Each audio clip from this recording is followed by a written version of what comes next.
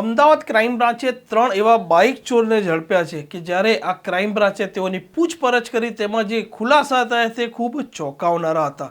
કેમ કે આ 3 જે બાઇક ચોરો હતા તે મોજ શોખ પૂરો કરવા નહીં પરંતુ યુવતીઓને પ્રભાવિત કરવા તેમજ તેઓને પટાવવા માટે તેઓ બાઇકની ચોરીઓ કરતા હતા.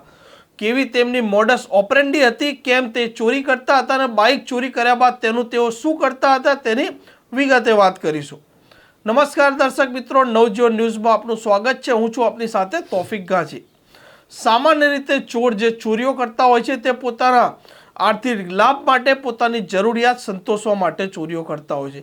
આ ચોરો મોટા ભાગે રિક્ષાઓની ચોરીઓ કરતા હોય છે, સોના ચાંદીની ચોરીઓ કરતા હોય છે, તેમજ ઘરોમાં કોઈ રોકડ રકમ છુપાઈ હોય તેની ચોરીઓ કરતા હોય છે. પરંતુ અમદાવાદ ક્રાઇમ બ્રાન્ચે 3 એવા બાઇક ચોરોને ઝડપ્યા છે કે જ્યારે તેઓને ઝડપ્યા બાદ તેમની પૂછપરછ કરી તો પૂછપરછમાં જે ખુલાસા થયા તે ખૂબ જ ચોંકાવનારા હતા. આ આરોપીઓ છે તેઓ કબૂલાત કરી હતી કે તેઓ ચાંદખેડા વિસ્તારમાંથી બાઇક ચોરી કરતા હતા.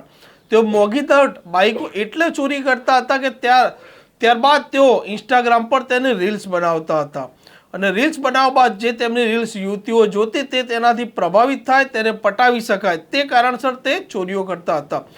હાલ તો ક્રાઇમ બ્રાન્ચે તેમના પાસેથી KTM 200 બાઇક 2 જપ્ત કરી છે તેમજ એક બુલેટ બાઇક પણ જપ્ત કરી છે. અમદાવાદ ક્રાઇમ બ્રાન્ચે વાડદ પાસેથી જે 3 આરોપીઓ હતા, ધર્મેન્દ્રસિંહ રાવત, પુખરાજ રાવત તેમજ ત્રીજું નામ છે જીતેન્દ્રસિંહ રાવત, એ 3ની ધરપકડ કરી છે.